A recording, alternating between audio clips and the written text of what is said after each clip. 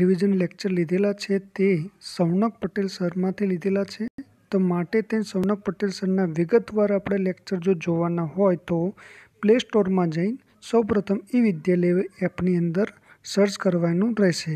ઈ વિદ્યાલય app search કરતાં આ રીતનો સિમ્બોલ આવે છે, તેમાં ઓપન કરતાં આ રીતનો કોઈક મેનુ ઓપન થશે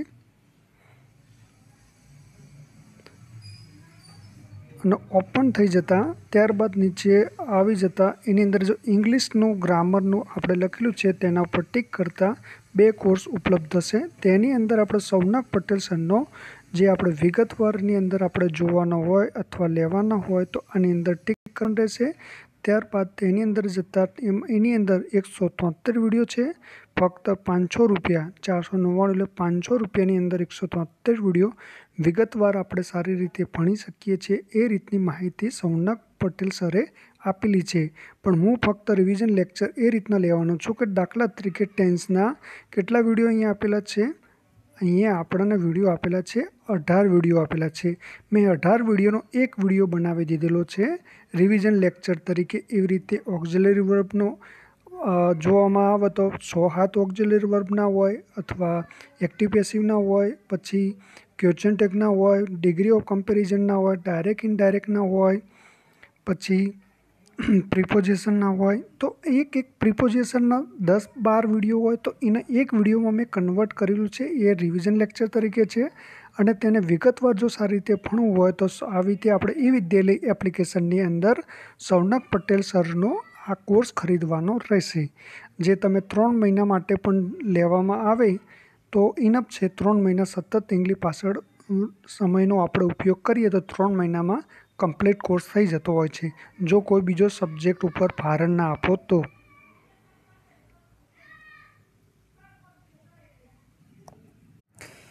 હવે એક્ટિવ પેસિવનું આપણે ફાસ્ટ રિવિઝન જોઈ લઈએ। ફાસ્ટ રિવિઝનની અંદર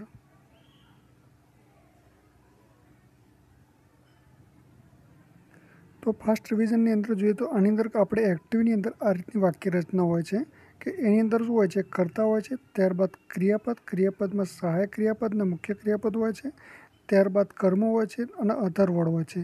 કર્મ શોધવું હોય તો શું રૂટ છે, ક્રિયાપદને આપણે શું પ્રશ્ન પૂછવાનો એટલે ડાયરેક્ટ ઓબ્જેક્ટ મળે છે, અને કોનેથી પ્રશ્ન પૂછવામાં આવે તો ઇનડાયરેક્ટ ઓબ્જેક્ટ મળે છે, અને જેના ઉપર સીધી પ્રોસેસ થઈ હોય તો એના કર્મ કેવા છે, અને જે સીધી પહેલી કોના ઉપર અસર થઈ એ ડાયરેક્ટ ઓબ્જેક્ટ, અને બીજા નંબરે કોના ઉપર અસર થઈ તો ઇનડાયરેક્ટ ઓબ્જેક્ટ, એ આપણે અગાઉ જોઈ ચૂકેલા છીએ। ક્રિયાપદની અંદર સહાયક ક્રિયાપદ મુખ્ય ક્રિયાપદ હોય છે, મુખ્ય ક્રિયાપદના આપણે પેસિવનું સ્વરૂપ ફેરવું પડતું હોય છે। હવે એની પેસિવની રચના આપણે કઈ રીતની હોય છે એક વખતની નજર નાખીએ તો કર્મને આપણે આગળ લઈ જઈએ છીએ, ત્યારબાદ આપણે સહાયક મૂકવાનું, પણ એ સહાયક આપણે એક્ટિવની અંદર જે સહાયક વપરાનું હોય એને અનુસંધાનમાં વાપરવું, પ્લસ કર્મના આધારે એક વચન કે બહુવચન વાપરવું, પછી મુખ્ય ક્રિયાપદનું આપણે પેસિવના સ્વરૂપમાં આપણે ફેરવી દઈએ છીએ, એટલે કે મુખ્ય ક્રિયાપદવાળું પેસિવમાં સ્વરૂપ મૂકી દેવું, ત્યારબાદ આપણે બાય મૂકવું અને કર્તાનું આપણે પેસિવ સ્વરૂપ મૂકી દેવું, પછી આપણે અધર વર્ડ આપણે મૂકતા હોય મૂકી દઈએ।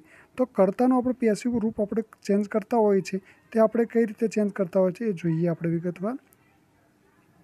તો એની અંદર શું હોય છે કે આઈનું આપણે મી કરીએ છીએ, વીનું આપણે અસ કરીએ છીએ, યુનું આપણે યુ કરીએ છીએ, ધેનું આપણે ધેમ કરીએ છીએ, અને હીનું આપણે હેમ કરીએ, સીનું હર કરીએ, ઈટનું ઈટ કરી દઈએ છીએ।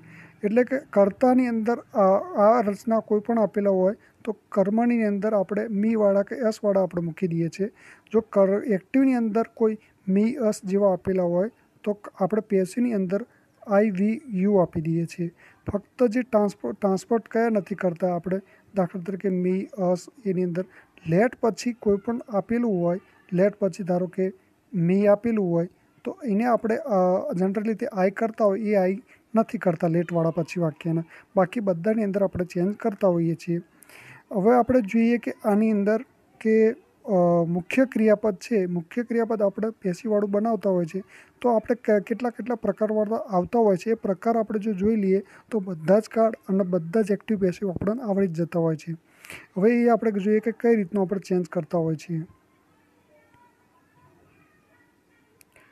તો પહેલાં જોઈએ કે ટુ રાઇટ એ ક્રિયાપદનું મૂળરૂપ કહેવાય છે, તો એનું આપણે રિટર્ન આપણે વિથ રૂપ તો મૂકી જ દેવાનું છે, પણ આ જો ટુ ક્રિયાપદ હોય तो આપણે કોના બી રૂપ મૂકી દેવાનું. આગળ જોઈએ બી. તો જો ક્રિયાપદનું મૂળ રૂપ હોય તો એનો આપણે ટુ બીનો રૂપ શું થશે? બી રૂપ બી થઈ જશે. એવી રીતે ભૂતકાળનું જો રોટ આપેલું હોય તો એનું ટુ બી આપણે વોઝ વે થતું હોય છે. ત્યારબાદ જે ભૂતકાળનું કૃદંત જો રિટર્ન છે તો એનું આપણે ટુ બી રૂપ શું થતું હોય છે? બીન થતું હોય છે. સાદા વર્તમાન કાળની અંદર રાઇટ અને રાઇટ્સ એટલે ત્રીજો પુરુષ એકવચન હોય તો યસ લાગેલો હોય છે તો એનું આપણે ટુ બીનું રૂપ શું થતું હોય છે? એમિજાર બનતું હોય છે. ત્યારબાદ જે રાઇટિંગ છે તો રાઇટિંગનું ટુ બીનું રૂપ શું બની જતું હોય છે? પિંગ બની જતું હોય છે. તો એને આપણે દાખલા તરીકે ટુ રાઇટ છે તો ટુ રાઇટનું આપણે પેસિવ ફોર્મ ફેરવું હોય તો આપણે બી રાઇટન લખી દેવાનું છે. રાઇટનું આપણે V3 રૂપ આપણે મૂકતા હોય છે રિટર્ન. કોઈપણ જગ્યાએ આપણે પેસિવની અંદર V3નું રૂપ મૂકતા હોય છે પણ એને આગળ જે બી લગાવવામાં આવ્યો છે એ બી આપણે ટુ બીવાળા રૂપ છે એ ડાયરેક્ટ અહીંયા આપણે મૂકી દેવાનો છે. એનું કારણ એ છે કે ટુ રાઇટ આપણે ક્રિયાપદનું મૂળ રૂપ છે. એવી રીતે જોઈએ રોટનું આપણે જો મૂકી દઈએ છીએ રિટર્ન તો આવી રીતે V3 મૂકવામાં આવ્યું પણ એની આગળ જે વોચ કે વર મૂકવામાં આવ્યું છે એ વોચ કે વર આની અંદર આપણે મૂકેલા છે. વોચ કે વર એ આપણે ડાયરેક્ટ અહીંયા મૂકી દેવાના છે. એટલે કે રોટનું આપણે પેસિવ રૂપ શું બની જતું હોય છે? વોઝ રિટર્ન અથવા વેર રિટર્ન બની જતું હોય છે. એક્ટિવની અંદર જો રોટ આપેલું હોય તો વોઝ રિટર્ન અથવા વેર રિટર્ન થશે. પણ જોવાનું કર્મ એક વચન હોય તો વોઝ રિટર્ન, કર્મ બહુવચન હોય તો વેર રિટર્ન મૂકવાનું છે. તો એવી રીતે જોઈએ રિટર્ન એ ભૂતકાળનું રૂપ આપેલું છે તો ભૂતકાળના રૂપનું આપણે પેસિવ શું થતું હોય છે? રિટર્ન તો આપણે લગાવી દઈએ છીએ, બિન લગાવી દેવાનું. એટલે કે જે બિન આપણે આગળનું આપણે ટુ બીનું રૂપ છે આ ભૂતકાળનું એનું આપણે ડાયરેક્ટ પેસિવ ફોર્મ આવી રીતે બનાવી દઈએ છીએ. એટલે કે રાઇટરનું આપણે પેસિવ રૂપ જે V3 વાળું વાપરેલું હોય તો અહીંયા શું બની જવાનું છે? બી રિટર્ન બની જવાનું છે. ત્યારબાદ જોઈએ કે સાદા વર્તમાન કાળની અંદર બે આપેલા છે રાઇટ અને રાઇટ્સ. તો એનું આપણે બનાવતા હોય છે તો રિટર્ન તો આપણે બનાવી જ દઈએ છીએ. તો રિટર્ન આપણે જોઈ દઈએ. રાઇટ કે રાઇટ્સ એમાંથી કોઈ પણ આપેલું હોય તો એનું આપણે રિટર્ન તો લગાવીએ છીએ પણ એના આગળ આપણે જે ટુ બીના રૂપ લગાવીએ એમ ઇઝ આર લગાવીએ છીએ. એટલે એમ આપણે કરતા આવ્યું હોય તો એમ, ત્રીજો પુરુષ એકવચન હોય ઇઝ અને બહુવચન હોય કર્મની તો આર લગાવીએ છીએ. એટલું યાદ રાખવાનું. અને યુ હોય તો પણ આર લગાવીએ છીએ. હવે રાઇટિંગ, જો રાઇટિંગ આપેલું હોય તો આપણે શું કરીએ છીએ? એનું V3 રૂપ તો રાઇટિંગ લગાવીએ છીએ પણ એની આગળ જે બિંગ લગાવવામાં આવ્યું છે તો રાઇટિંગનું આપણે ટુ બી રૂપ બિંગ લગાવેલું છે એ બિંગ આપણે પેસિવ ફોર્મમાં આપણે લગાવી દઈએ છીએ. એટલે કે રાઇટિંગ જો ક્રિયાપદ આપેલું હોય તો એની અંદર જોવાનું તો આપણે બિંગ રિટર્ન આપણે પેસિવ ફોર્મ બની જતું હોય છે. તો હવે આપણે જોઈએ ટુ રાઇટની અંદર સાદો ભવિષ્યકાળ આવતો હશે વિલ પછી રીટ હોય તો એનું આપણે પેસિવ ફોર્મ બી રિટર્ન બનતું હોય છે. પછી ટુ રોટ તો સાદો ભૂતકાળ આપેલો હોય તો સાદો ભૂતકાળની અંદર આપણે વોચ કે રિટર્ન કે વોર રિટર્ન બની જતું હોય છે. પછી રિટર્ન તો રિટર્ન કયા કાળમાં આવશે? કે જેટલા બી પૂર્ણ કાળ હોય, પૂર્ણ વર્તમાન, પૂર્ણ ભવિષ્યકાળ કે પૂર્ણ ભૂતકાળ, તો એ બધાની અંદર જો રિટર્ન આપેલું હોય તો રિટર્નની અંદર આપણે બી રિટર્ન બની જતું હોય છે. કે પૂર્ણ વર્તમાન કાળમાં કેવું હોય? હેવ એજ હોય. પૂર્ણ ભૂતકાળમાં કેવું હોય? તો હેડ રિટર્ન હોય છે. પૂર્ણ ભવિષ્યકાળની અંદર કેવું હોય? વિલ હેવ રિટર્ન હોય. તો એવી રીતે આપેલા હોય તો એ પેસિવ ફોર્મ હંમેશા આપણે બી રિટર્ન બનાવી દેવાનું. તો પછી સાદા વર્તમાન કાળ આની અંદર આપેલો હોય છે તો સાદા વર્તમાન કાળની અંદર આપણે જોઈ લીધું રિટર્ન એમિજાર આવતો હોય છે. પછી રિટેંગ જેટલા બી ચાલુ કાળ હોય, ચાલુ કાળ વર્તમાન કાળ એ હોય, ભૂતકાળ હોય કે ચાલુ ભવિષ્યકાળ હોય તો રિટેંગ્સમાં શું હોય? ચાલુ વર્તમાન એમિજાર રિટેંગ હોય. ચાલુ ભૂતકાળમાં વોચ કે વેર રાઇટિંગ હોય. ચાલુ ભવિષ્યકાળમાં શું હોય? વિલ બી રિટેંગ કે સેલ બી રિટેંગ આવતું હોય છે. તો તેની અંદર જો રિટેંગ આપેલું હોય તો આનું પેસિવ સ્વરૂપ બની જતું હોય છે બિંગ રિટર્ન. એટલે યાદ રાખવાનું કે આપણે રિટર્ન આપેલું છે તો અહીંયા બિંગ રિટર્ન બનાવી દેવું.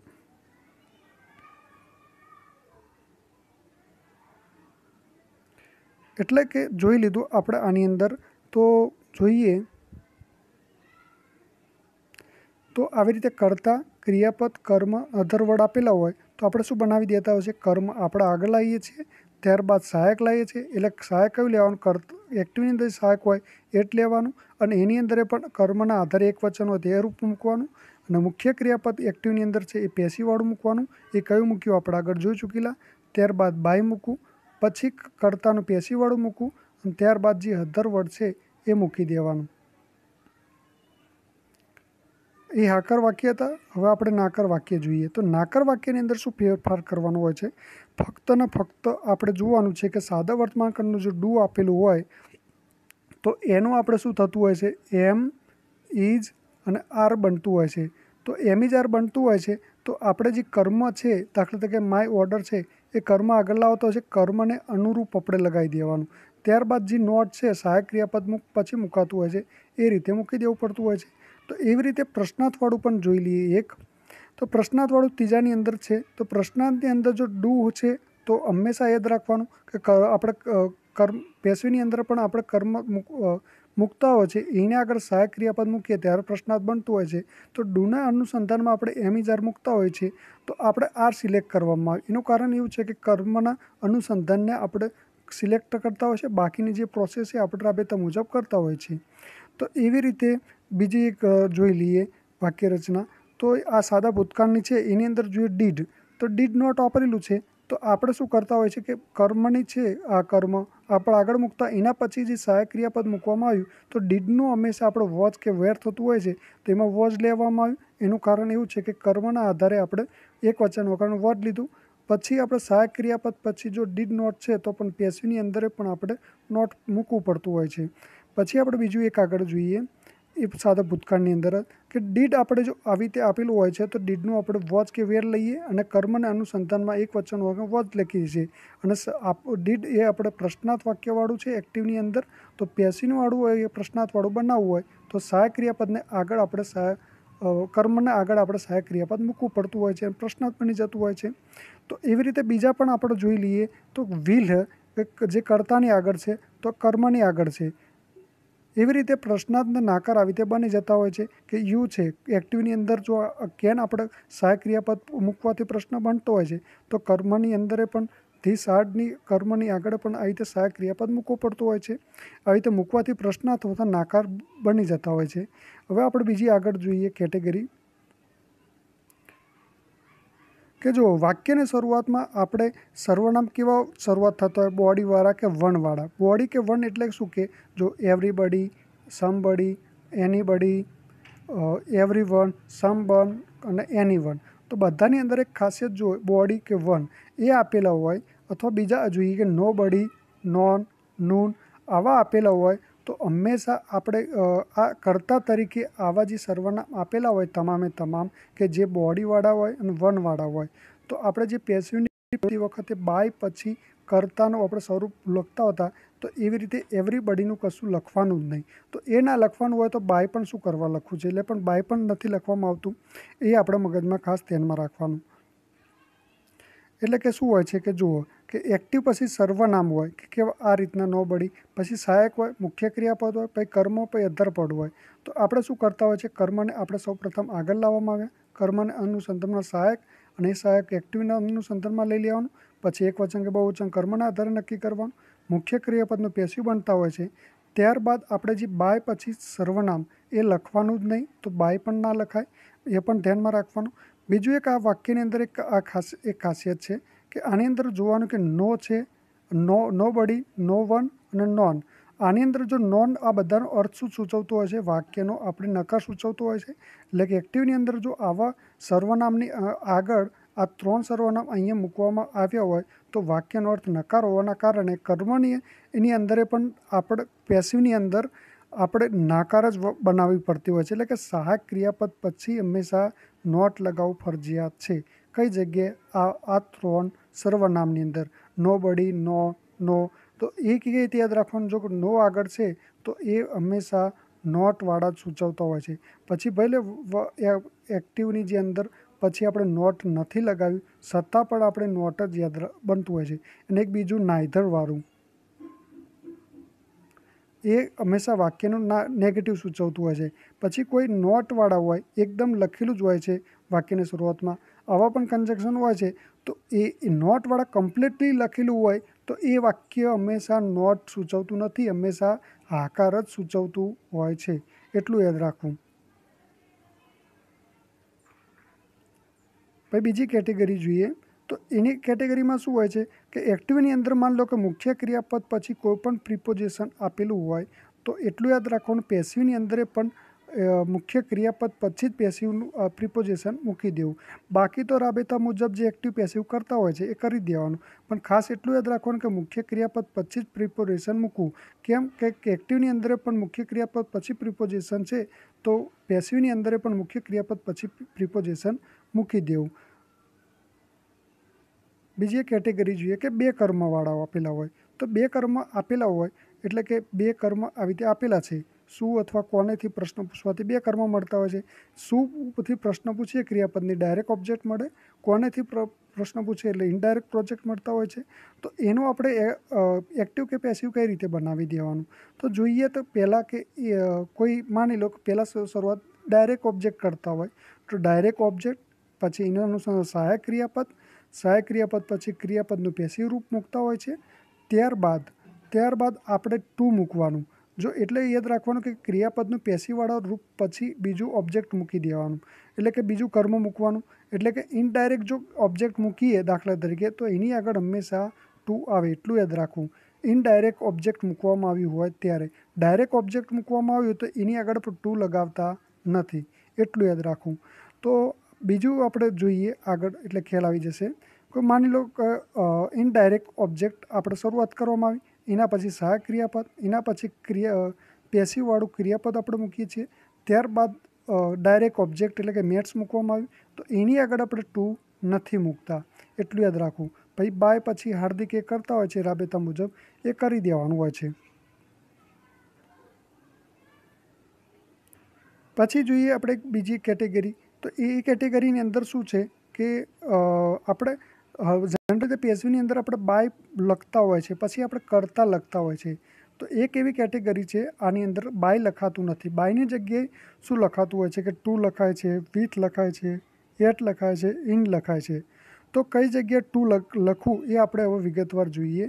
તો કેવા વર્ડ આપણે એક્ટિવની અંદર વાપરેલા હોય જે પેસિવમાં સ્વરૂપ ટ્રાન્સલેટ કરતી વખતે કે એના પછી આપણે ટુ લગાવવું. એટલે કે દાખલા તરીકે જોઈએ તો કે નોન કે ડેડિકેટ છે, કમ્પેટ છે. એટલે કે આની અંદર જોઈએ તો આપણે શું લખેલું હોય છે, કરતા લખેલું હોય છે, ત્યારબાદ ક્રિયાપદ લખેલું હોય છે એટલે કે એડવર્બ, પછી કર્મ લખતા હોય છે. હવે એનો આપણે પેસિવ શું બનાવતા હોય છે કે કર્મ લખી દીધું, કર્મ લખ્યા પછી સહાયક ક્રિયાપદ કોઈ આવતું હોય છે, ત્યારબાદ ક્રિયાપદ. એટલે કે આ જે ક્રિયાપદ લખવામાં આવ્યું એ ક્રિયાપદ કયું હોય છે, નોન હોય છે દાખલા તરીકે. તો નોન પછી આપણે બાય પછી આપણે કરતા લખતા હોય, બાય નહીં લેવાનું. એટલે નોન પછી હંમેશા કયું લગાવી દેવાનું, ટુ લગાવી દેવાનું.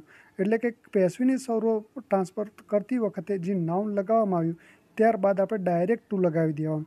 એવી રીતે એડિટેડ ટુ લગાવી દેવાનું, પછી કમ્પેટ ટુ લગાવી દેવાનું, એવી રીતે ટુ લગાવી દેવાના. એવી રીતે આ બધાની અંદર એવું જ છે. તો આની અંદર જ ફક્ત યાદ રાખવાના કે નોન અને એડિકેટેડ, કમ્પેટ એ પછી હંમેશા પેસિવમાં ટ્રાન્સફર કરતી વખતે બાયની જગ્યાએ આપણે ટુ લગાવી દેવાનું.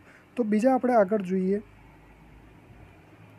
તો સેટિસ્ફાઈડ, ડિસેટિસ્ફાઈડ, સંતોષ, કન્ટેન્ટ સંતોષ, પ્લીઝડ ખુશ, ડિસપ્લીઝ ના ખુશ, અને ડિસગ્સ્ટડ એટલે ગણના કરવી થાય, ગુણના નહીં કરવી, ગણના કરવી થાય, એનો અર્થ એવો થતો હોય છે. તો આ બધાની હંમેશા શું વપરાતું હોય છે, પેસિવમાં જ્યારે ટ્રાન્સફર કરીએ છીએ તો એના સેટિસ્ફાઈ પછી આપણે ડાયરેક્ટ વિથ લગાવી દેવાનું, બાય પછી બાય નહીં લગાવવાનું. તો આપણે યાદ કરી દઈએ કે કોના સાથે સંતોષ, કોના સાથે સંતોષ નથી, કોના સાથે સંતોષ, કોના સાથે ખુશ, કોના સાથે ના ખુશ, અને કોના સાથે ગણના કરી. તો એવી રીતે વાક્યની અંદર અર્થ એવો સૂચવતો હોવાના કારણે આપણે વિથ શબ્દ વાપર્યો હશે એવું મગજમાં આપણે સેટ કરી દેવાનું. ત્યારબાદ આપણે બીજું જોઈએ, જ્યારે એક્ટિવની અંદર આવા વર્ડ વાપરેલા હોય તો આપણે બાયની જગ્યાએ આપણે એટ લગાવી દેવાનું પેસિવમાં ફેરવતી વખતે. તો એની અંદર જોઈએ તો શોક્ડ, સરપ્રાઇઝ, શોક્ડ એટલે આઘાત લાગો, સરપ્રાઇઝ એટલે આશ્ચર્યચકિત, એમેઝડ એટલે આશ્ચર્યચકિત થાય, એસ્ટોનિશેડ એટલે પણ આશ્ચર્યચકિત થાય, પછી એનોઇડ એટલે કે કોઈનાથી ત્રાસી જવું. એટલે આ બધા પછી આપણે વિશેષણ તરીકે આપણે પેસિવની સ્વરૂપ ટ્રાન્સફર કરીએ બાયની જગ્યાએ એટ લગાવતા હોઈએ છીએ. તો આની એટ કઈ રીતે આ બધાને વર્ડ યાદ રાખવાનું. તો જોઈએ શોક્ડ કોઈક જગ્યાએ આઘાત થાય એટલે એટ એટલે શું સૂચવે છે, સ્થળનું સૂચન કરતું હોય છે. એટલે એટ શોક એ કોઈક જગ્યાએ આઘાત થાય, આશ્ચર્ય પણ કોઈક જગ્યાએ ચકિત થતા હોય, આશ્ચર્ય બીજી વાર પણ કોઈક જગ્યાએ ચકિત થતા હોય, એસ્ટોનિશડ એ પણ આશ્ચર્યચકિત કોઈક જગ્યાએ થતું હોય, અને કોઈનાથી ત્રાસી જતા હોય કે કોઈ કંપનીથી ત્રાસી જતા હોય એ પણ એટ એવી રીતે વપરાતું હોય છે. એટલે એવી રીતે મગજમાં યાદ રાખી દેવાનું કે કોઈ સ્થળે આવી રીતે થતી હોય આવી બધી ઘટનાના કારણે આવું એટ આપણે બાયની જગ્યાએ વપરાતું હશે, એટલા માટે એટ લીધું હશે. પછી આપણે આગળ જોઈએ કે ઇનને આપણે કઈ રીતે યાદ રાખવાનું કે તમને શેમાં ઇન્ટરેસ્ટ છે અથવા તમને શેમાં ઇન્ટરેસ્ટ નથી એવી રીતે યાદ રાખવાનું. એટલે કે એક્ટિવની અંદર જો ઇન્ટરેસ્ટ વાપરેલું હોય તો આપણે જે પેસિવની અંદર જો ઇન્ટરેસ્ટ પછી આપણે બાય લખતા હોય છે એ બાય લખવાનું નહીં, એની જગ્યાએ આપણે શું લખવાનું છે, ઇન્ટરેસ્ટ પછી ઇન લખી દેવાનું હોય છે, બરાબર. પછી આપણે કરતા કે જે લખતા હોય રાબેતા મુજબ લખવું પડતું હોય છે. WH વાળા, તો WHO વાળાની અંદર એક યાદ રાખવાનું કે જો વાક્ય પ્રશ્નાર્થ હોય એક્ટિવની અંદર તો પેસિવ પણ પ્રશ્નાર્થ રાખવું પડતું હોય છે. અને WH વાળામાં પહેલાં સૌપ્રથમ કર્તા અને કર્મ શોધી લેવાનું, ત્યારબાદ જોવાનું કે કર્મની ફેરવતી વખતે એક આ ખાસ મુદ્દો જોવાનો કે કર્મની અંદર જો એક બાય લખેલું હોય અને એક કર્તા લખેલું હોય, એટલે કર્તાની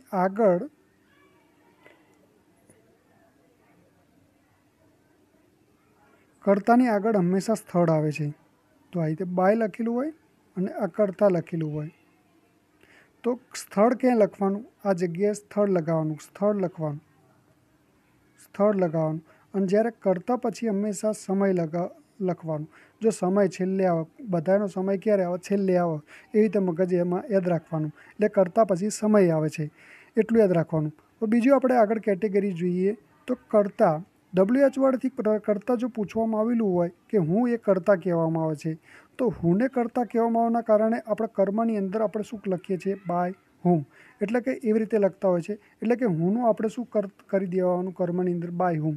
પછી બીજું જોઈએ કે વાક્યની વાક્યની શરૂઆત જો હુમથી કરેલી હોય તો હંમેશા કર્મ કહેવાતું હોય છે.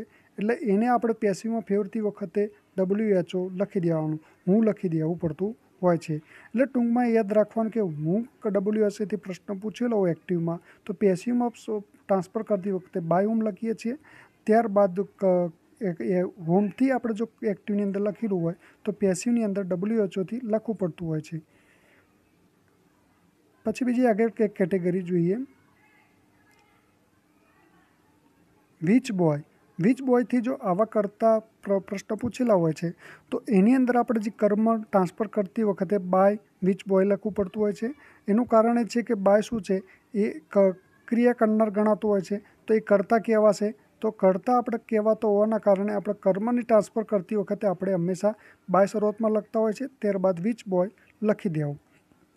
એવી રીતે જો એ વાક્યની શરૂઆતમાં વિચ કોર્સ દાખલા તરીકે લખેલું છે તો કોર્સ કોઈ ક્રિયા ના હોવાના કારણે આપણે જે વિચ કોર્સ માની લેવાનું કર્મ છે, તો કર્મ હોવાના કારણે આપણે પેસિવની અંદર વિચ કોર્સ શરૂઆતમાં એવી રીતે લખવાની શરૂઆત કરી દેવામાં આવતી હોય છે. એવી રીતે અહીં જો વિચ બોય છે શરૂઆતમાં એક્ટિવની અંદર શરૂઆત કરવામાં આવી તો પેસિવની અંદર પણ બાય વિચ બોયથી જ શરૂઆત કરવી પડતી હોય છે. એવી રીતે વિચ કોર્સથી આપણે જે કર્મ આપણે નક્કી થઈ ગયું તો એક્ટિવની અંદર શરૂઆતમાં વિચવાળાથી પ્રશ્ન શરૂઆત થતા હોય તો પેસિવની અંદર પણ વિચ કોર્સથી જ શરૂઆત કરવાની, એટલું યાદ રાખવાનું. એટલે કે કોઈ ફેરફાર કરવાનો નહીં. એવી રીતે જોઈએ તો હોજ સન એ કર્તા કહેવાય. એનું કારણ શું છે, સન છે. સન શું, દીકરો કોઈ ક્રિયા કરનાર ગણાતું હોય છે તો આવા ક્રિયા કરી શકે છે એવું આપણે નક્કી થતું હોવાના કારણે આપણે કર્તાનું આપણે કર્મ સ્વરૂપ લગાવવું હોય તો આપણે આગળ બાય લગાવીએ છીએ. તો આપણે બાય હોજ સન એવી રીતે પેસિવને ટ્રાન્સફર કરતી શરૂઆત આપણે આનાથી બાય હોજ સનથી કરી દેવું, એટલું યાદ રાખવું. ત્યારબાદ બીજી એક કેટેગરી જોઈએ તો હાઉ મની સ્ટુડન્ટની અંદર જોઈએ તો સ્ટુડન્ટ ક્રિયા કરી શકતા હોવાના કારણે તો આપણે પેસિવને જ્યારે શરૂઆત કરતા હોય છે તો એની અંદર આપણે બાય હાઉ મની સ્ટુડન્ટ આવી રીતે લખી દેવું પડતું હોય છે.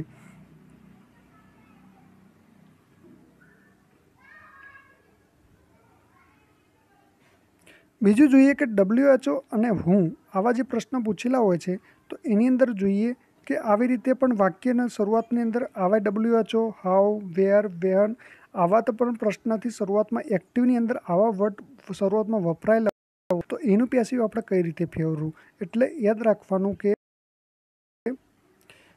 આવા બધા જે વર્ડ છે એ હંમેશા WHO એ પછી આપણે સ્વતંત્ર હોય છે. એટલે કે આપણે અગાઉ કેટેગરી આપણે જોઈ ચૂકેલા છીએ। તો અગાઉ કેટેગરીમાં જોયું તો આપણે WHO પછી કોર્સ હોય અથવા સન હોય, એટલે કે ક્રિયા કરનાર હોય અથવા ક્રિયા કરનાર ના હોય, એટલે કે કર્તા અથવા કર્મ હોય છે, એવી રીતે ફાઇન થતું હતું। તો આની અંદર જોઈએ તો WHO, હાઉ, વેરી, વેન, તો વાક્યની શરૂઆતમાં એક્ટિવની અંદર જોઈએ તો આ સ્વતંત્ર હોય છે। તો સ્વતંત્ર હોય તો એની અંદર આપણે પેસિવ્સ કઈ રીતે ફેરવાનું, તો એટલું યાદ રાખવાનું કે આવા જે વાક્ય આપેલા હોય છે WHO, તો એની અંદર જે પેસિવમાં ટ્રાન્સફર કરતી વખતે WHY લખી દેવાનું। ત્યારબાદ આપણે જે WH પછીના કોઈપણ વાક્ય રચનાની અંદર જે એક કર્તા કર્મ કે પેસિવ ક્રિયાપદ હોય છે કર્મ, તો એનું જ આપણે રાબેતા મુજબ પેસિવ સ્વરૂપ ફેરવી દેવાનું। એટલે કે એ યાદ રાખવાનું કે WHO હોય એમનેમાં જ ઉતારી દેવું, અને WHOની આગળ જે એક્ટિવમાં જે વર્ડ હોય એ વર્ડના બધાય તમામે તમામ વર્ડને આપણે પેસિવમાં ટ્રાન્સફર કરી દેવાનું। સિમ્પલ જ મેથડ છે, એટલે એ મગજમાં યાદ રાખવું। અને એક્ટિવ જો પ્રશ્ન વાક્ય હોય તો પેસિવ પણ પ્રશ્નાર્થ મૂકવી પડે, અને જો એક્ટિવ નાકાર હોય તો પેસિવ પણ નાકાર મૂકવી પડે, એટલું યાદ રાખવાનું। આ જનરલ રૂલ છે।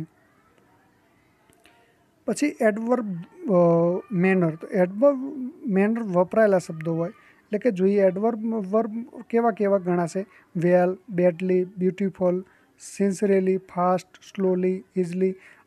આ શું છે કે એડવર્બ મેનર છે। તો આવા એડવર્બ મેનર એક્ટિવની અંદર વપરાયેલા હોય તો પેસિવમાં કઈ રીતે ટ્રાન્સફર કરતા હોય છે, તો આ રીતનું એક સિમ્પલ મેથડ છે કે જ્યારે આપણે પેસિવમાં ટ્રાન્સફર કરીએ છીએ મુખ્ય ક્રિયાપદ આપણે પેસિવવાળું, તો એની આગળ આપણે એડવર્બ આપણે લખી દેવા।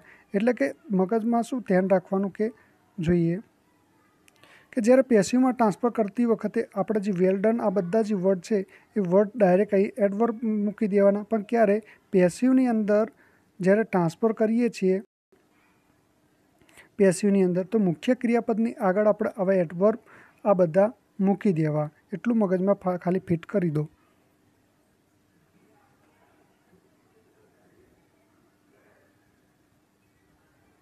પણ એની અંદર જોઈએ જો કર્મ, પછી સહાયક, પછી આ બીન અને આ મુખ્ય ક્રિયાપદ V3 વાળું રૂપ હોય છે, તો એ બેની વચ્ચે એડવર્બ મૂકવું, એટલું યાદ રાખવું।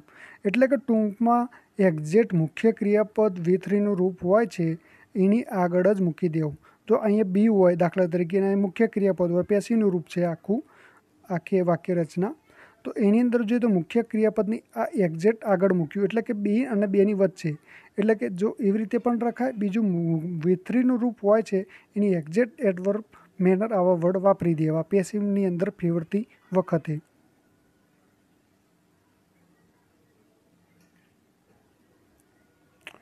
આજ્ઞાર્થ વાક્ય જોઈએ તો આજ્ઞાર્થ વાક્ય કોને કહેવાતા હોય છે કે આજ્ઞા, સલાહ, આદેશ, વિનંતી હોય તેને આજ્ઞાર્થ વાક્ય કહેવાતા હોય છે।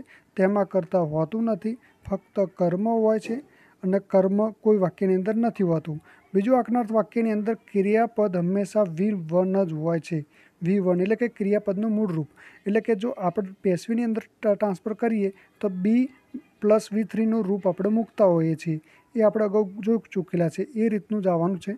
તો આપણે જોઈએ કે કર્મવાળા કર્મ વગરના બે થવાના છે આજ્ઞાર્થ વાક્યો। જો કર્મવાળા, એક કર્મવાળા અને કર્મ વગરના, તો કર્મ વગરના આપણે પેસિવ કઈ રીતે ફેરવવાનું છે આપણે જોઈએ।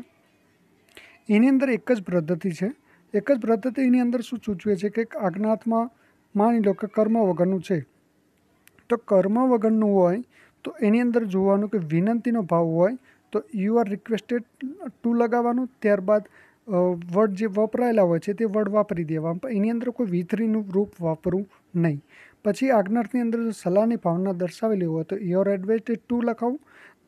પછી એક્ટિવની અંદર જો કર્મવાળા વગરના આજ્ઞાર્થની અંદર કોઈ આદેશની ભાવના હોય, એટલે કે ડુ નોટ ફાયર એ રીતનું દાખલા તરીકે, તો આદેશનો ભાવ કહેવાય તો યુ આર ઓર્ડર્ડ પછી ટુ લગાવી દેવું, અને ટુ પછી આપણે V3નું રૂપ આપણે જનરલ રીતે મૂકતા હોય છે, પણ આની અંદર મૂકવાનું નહીં। આ ત્રણની બાબતની અંદર એ ખાસ ધ્યાનમાં રાખવાનું।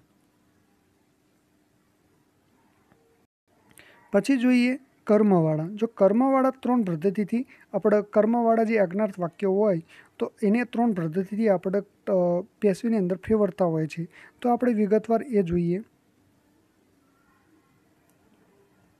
તો એક તો જોઈએ લેટવાળી પદ્ધતિ, બીજી શુડવાળી પદ્ધતિ, અને આપણે you are requested, you R advised અને યુ આર ઓર્ડર્ડ एवी रीते वपराता होय छे। तो लेटनी अंदर जोईए तो कोई आज्ञार्थ वाक्य होय तो एने आपणे शरूआतमां लेट मूकी देवुं, त्यारबाद कर्म, पछी आपणे सहायक क्रियापद, पछी क्रियापद पेशीवाळुं होय छे, त्यारबाद बाय मूकता होय छे, पछी त्यारबाद कर्ता मूकता होय छे। એટલે આપણે રાબેતા મુજબ આપણે મૂકી દેવું પડતું હોય છે।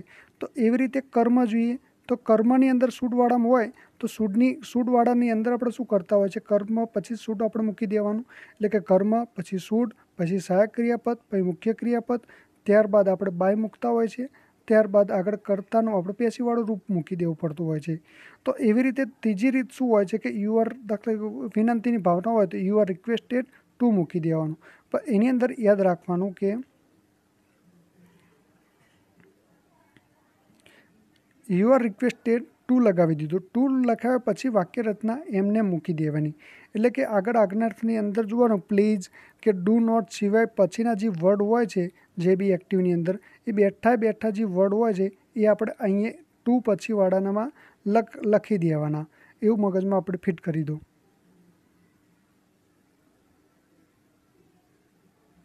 પછી આજ્ઞાર્થવાળા આ વાક્યોને આપણે નાકારની અંદર કઈ રીતે ટ્રાન્સફર કરીએ તો લેટ પછી કર્મ હોય છે, કર્મ પછી આપણે નોટ લગાવી દેવાનું। એવી રીતે સૂડવાળામાં જોઈએ તો કર્મ, સૂડ પછી સહાયક ક્રિયાપદ, પછી હંમેશા નાકાર આવવાના કારણે નોટ મૂકી દીધું। પછી જોઈએ યુ આર રિક્વેસ્ટેડ, પછી આપણે ટુ લગાવતા હતા એ ટુ નહીં લગાવવાનું, ટુની વચ્ચે લગાવી દેવાનું નોટ, ત્યારે આવા વાક્યની અંદર આપણે નાકાર બનતા હોય છે। પછી કર્મવાળા વગરની અંદર એક જ પદ્ધતિ કેમ, તો આની અંદર જોઈએ એનું કારણ એ છે કે જોઈએ જો કર્મવાળામાં શું થતું હોય છે, લેટ પછી કર્મ હોય છે, સૂડની આગળ કર્મ હોય છે, તો આ સૂડવાળાની અંદર અને લેટવાળાની અંદર બંનેની અંદર કર્મો જરૂરી હોય છે। એના કારણેથી સૂડવાળી પદ્ધતિ વપરાણી, આમાં લેટવાળી પદ્ધતિ વપરાણી, અને આની અંદર જોઈએ તો કર્મ વગરની અંદર કર્મ જ નહીં હોતા તો એના કારણે લૂંટ કે સૂટવાળી પદ્ધતિ આવવાની જ નથી। તો અંતે એક જ આ પદ્ધતિ રહી ગઈ, તો એ પદ્ધતિ you are requested, you are advertise, એ પદ્ધતિ આપણે વપરાતી હોય છે, એવું આપણે મગજમાં યાદ રાખવાનું।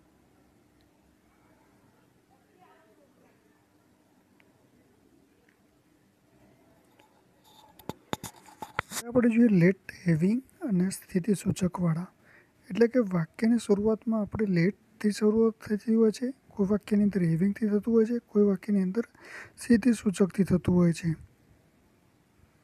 તો આપણે એને વિગતવાર જોઈએ। હવે આપણે વાક્યની શરૂઆતમાં જો લેટથી થતું હોય તો એનો આપણે એક્ટિવમાં પેસિવ કઈ રીતે બનાવવું, અગાઉ આપણે જોઈ ચૂક્યા આજ્ઞાર્થની અંદર જો આજ્ઞાર્થને આપણે એક રીતે ટ્રાન્સફર આપણે લેટથી શરૂઆતમાં કરતા હતા, પણ પોતે જો એક્ટિવની અંદર લેટ આપેલું હોય તો આપણે શું કરવું, જો વાક્યની શરૂઆતમાં લેટથી થતું હોય તો પેસિવ કેવી રીતે બનાવવું એ જોઈએ। તો એની અંદર બે પદ્ધતિ છે, તો એ બે પદ્ધતિ જો એક કર્મવાળાની અંદર જોઈએ તો બે પદ્ધતિ અને કર્મવાળાની અંદર એક પદ્ધતિ, અને કર્મવાળા વગરના જે એક પદ્ધતિ અને કર્મવાળાની એક પદ્ધતિ તો કોમન જ છે, એટલે ટૂંકમાં લેટવાળાની અંદર બે પદ્ધતિથી એક્ટિવમાંથી પેસિવની અંદર ફેરવતા હોય છે। તો આપણે જોઈએ તો લેટ પછી ધારો કે અજ લખેલું હોય, ત્યારબાદ સામાન્ય વાક્ય લખ્યું હોય તો આપણે જે પેસિવમાં ફેરવતા હોય તો પેસિવની ફેરવતી પહેલાં શરૂઆતમાં લેટ મૂકી જ દેવાનું પેસિવની અંદર એમને એમ, ત્યારબાદ આપણે જે સામાન્ય રીતે મૂકતા હોય છે એક્ટિવનું પેસિવ કરતા હોય છે, લેટ પછીના વાક્યની અંદર એક્ટિવ જે આપેલા હોય તે પેસિવની અંદર સામાન્ય રીતે આપણે સિમ્પલ મેથડથી ફેરવતા હોય તે ફેરવી દેવાનું।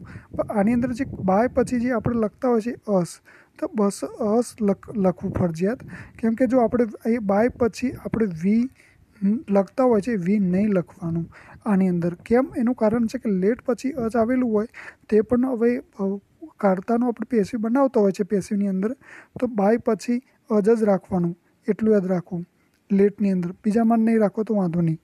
પછી બીજી મેથડ જોઈએ તો બીજી મેથડ રીતની હોય છે, તો બીજી મેથડ એવી હોય છે કે લેટથી આપણે શરૂઆત થયેલી હોય એક્ટિવની અંદર લેટ છે અને અહીંથી એક્ટિવનું આપણે આપેલું હોય તો એની એક રીત જોઈ લીધી કે લેટથી જ આપણે કરી દેવાની, બરાબર। પછી આપણે બીજી એક સિસ્ટમ જોઈએ, તો બીજી સિસ્ટમ શું છે કે ઇટ ઇઝ સેજ ટેટ લખી દેવાનું, ત્યારબાદ વી શૂટ લખીએ છીએ અને વી શૂટ પછી આપણે લેટ યજ પછીના જે વાક્યો હોય છે એ વાક્ય વી શૂટ પછી એનો મૂકી દેવાના, એટલે કે જોઈએ તો કે લેટ જ વાક્યની શરૂઆત થયેલી હોય તો વી શૂટ લખવું, લેટ મી લખ્યું તો આઈ શુડ લખવું, લેટ હિમ હોય તો હી શુડ લખવું, લેટ હર હોય તો સી શુડ લખવું, લેટ ઇટ હોય તો ઇટ શુડ લખવું. એટલે ટૂંકમાં આવી રીતે વાક્ય હોય છે.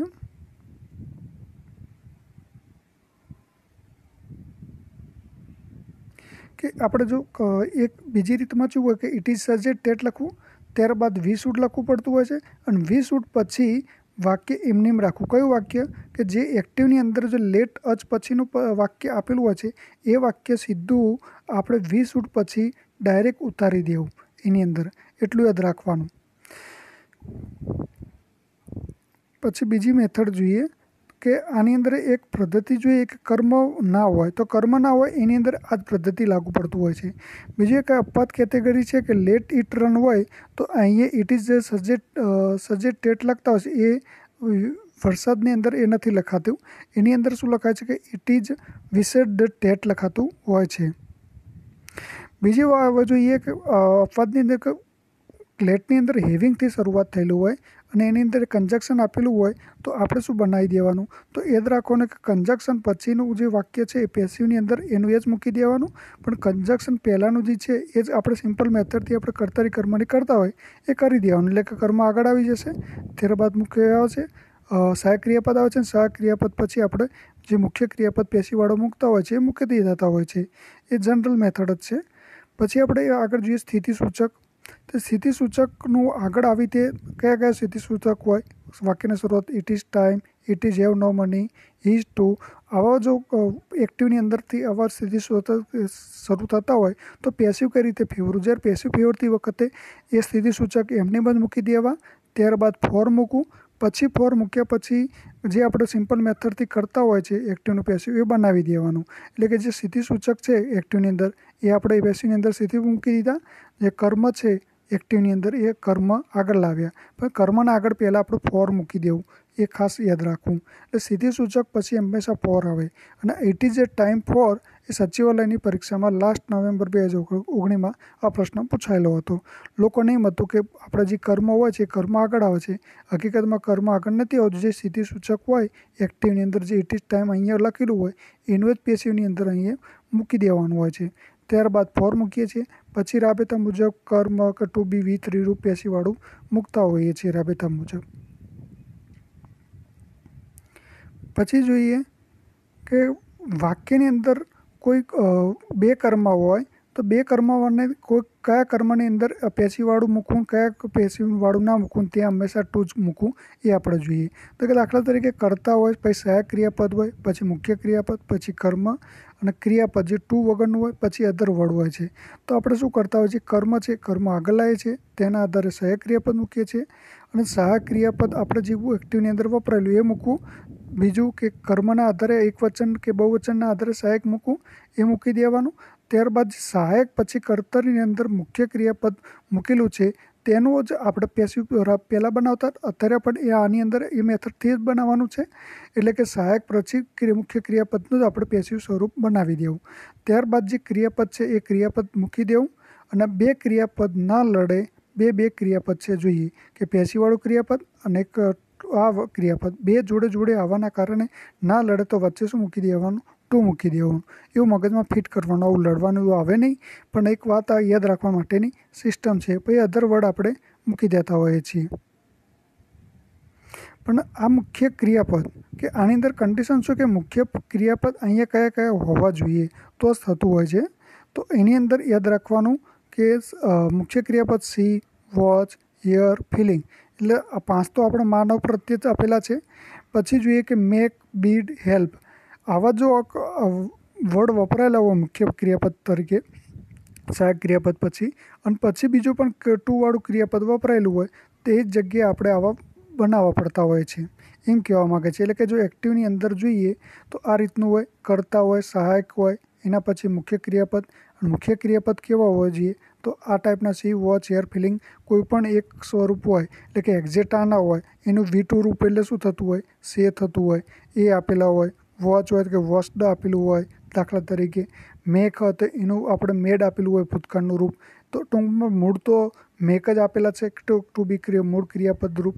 તો આવી રીતે કોઈ ક્રિયાપદ આપણે અહીંયા આપેલા જે છે એ કર્તાની અંદર આપેલા હોય, પછી કર્મ પછી બીજું પણ અહીં ક્રિયાપદ ટુ વગરનું આપેલું હોય તો તેનું કર્મ આપણે બનાવતું હોય તો આપણે મુખ્ય ક્રિયાપદનું આપણે પેશિવ બનાવી દેવું. ત્યારબાદ ટુ લગાવીને આ જે ક્રિયાપદ મૂળ રૂપ હોય મૂકી દેવાનું. અને ટુ કેમ વચ્ચે લગાવ્યું કે ક્રિયાપદ આપણે આ પણ આવેલું હોય છે અને પેશીવાળું ક્રિયાપદ બંને લડે નહીં એના માટે આપણે ટુ વચ્ચે લખતા હોય છે. એ રીતે મગજમાં થોડુંક સેટ કરી દેવાનું.